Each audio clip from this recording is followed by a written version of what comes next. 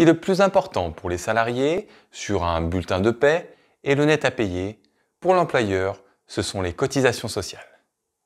Les cotisations sociales sont composées d'une base et d'un taux. Mais quelles sont ces cotisations sociales? Comment sont-elles calculées et comment sont-elles récoltées? Les cotisations de sécurité sociale sont reversées à l'URSSAF par l'employeur. Elles sont classées dans plusieurs grandes familles. A. La cotisation d'assurance maladie, maternité, invalidité et décès. Cette cotisation sert à couvrir le salarié en cas de maladie, de maternité, d'invalidité ou décès. Cela lui permet notamment de percevoir des indemnités journalières de sécurité sociale, IJSS. Cette cotisation est à la charge exclusive de l'employeur. B. La cotisation d'assurance vieillesse est à la charge à la fois de l'employeur et du salarié. Elle constitue le régime de retraite de base des salariés. La cotisation allocation familiale sert à percevoir les différentes prestations familiales versées par la CAF. Cette cotisation est aussi à la charge exclusive de l'employeur. La cotisation d'accident du travail est à la charge totale de l'employeur. Le taux couvre les risques d'accident du travail, les maladies professionnelles et les accidents de trajet dans l'entreprise et aussi dans la profession. Ce taux varie d'une entreprise à l'autre.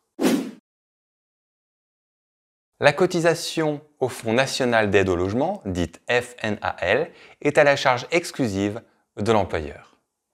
Elle permet de financer l'allocation de logement en faveur des personnes âgées, des handicapés et des salariés de moins de 25 ans aux faibles ressources. La contribution Solidarité Autonomie est à la charge totale de l'employeur et est destinée au financement de la Caisse nationale de solidarité pour l'autonomie.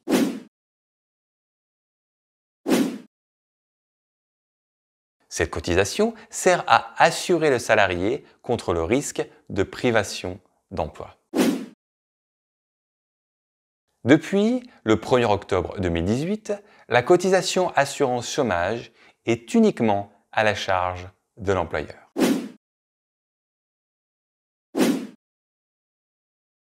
La cotisation de retraite complémentaire permet aux salariés d'acquérir des droits à la retraite, en plus de la retraite de base de la sécurité sociale. C'est une cotisation qui est obligatoire. Elle est répartie entre l'employeur et le salarié. La contribution d'équilibre général, CEG, est une cotisation additionnée à la retraite complémentaire, mais qui ne rapporte pas de points aux salariés. Elle est également répartie entre l'employeur et le salarié. La contribution d'équilibre technique, CET, est redevable par tous les salariés dont le salaire annuel est supérieur au plafond de la sécurité sociale.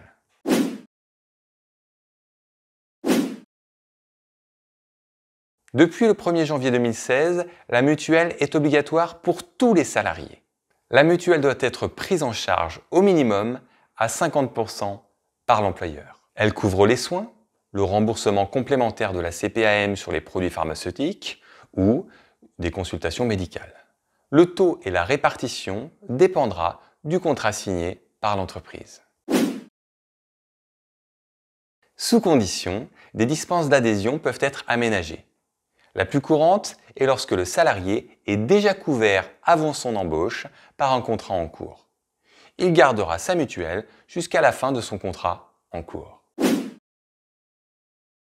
La prévoyance couvre les aléas de la vie du salarié, inaptitude causée par la maladie et le risque de décès. C'est la prévoyance qui vient assurer un complément de salaire aux IJSS versés par la CPAM.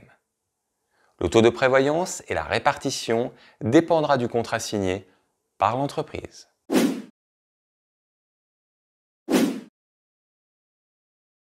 La CSG, contribution sociale généralisée, finance les régimes d'assurance maladie, les prestations familiales, le Fonds de solidarité vieillesse et la Caisse nationale de solidarité pour l'autonomie.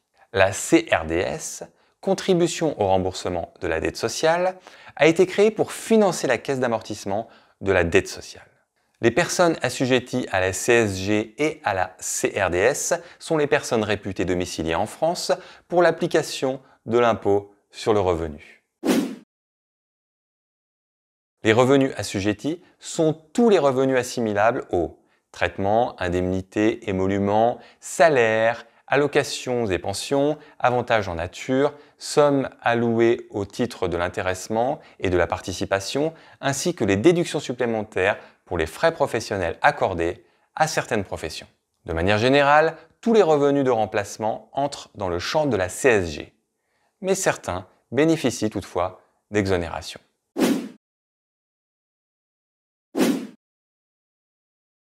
Cet impôt est payé par les entreprises de 50 salariés et plus et sert au prêt patronal pour l'acquisition ou la réfection du logement alloué aux salariés qui en font la demande.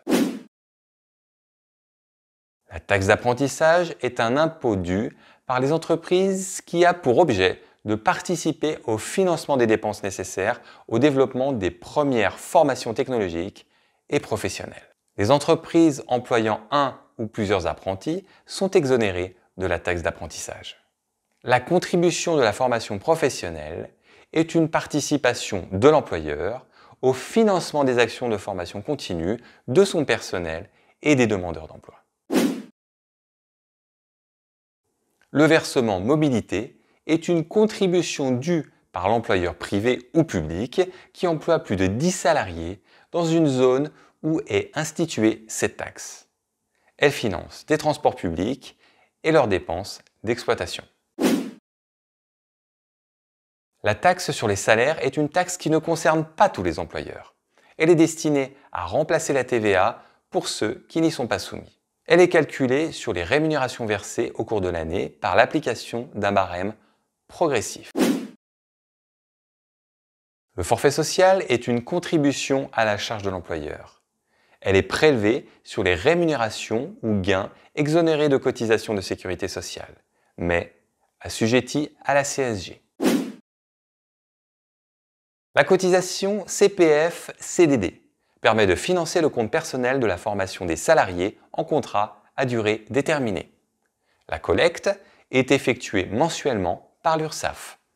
Cette contribution est calculée uniquement sur les salaires dus aux salariés en CDD. Les cotisations sociales sont donc nombreuses. Elles tournent autour de 5 sujets. La santé, avec la sécurité sociale, la prévoyance, la retraite, le social, avec les cotisations chômage, le forfait social ou le versement mobilité, la fiscalité, avec la CSG et CRDS ou la taxe sur les salaires, la formation, avec la taxe d'apprentissage, la participation à la formation professionnelle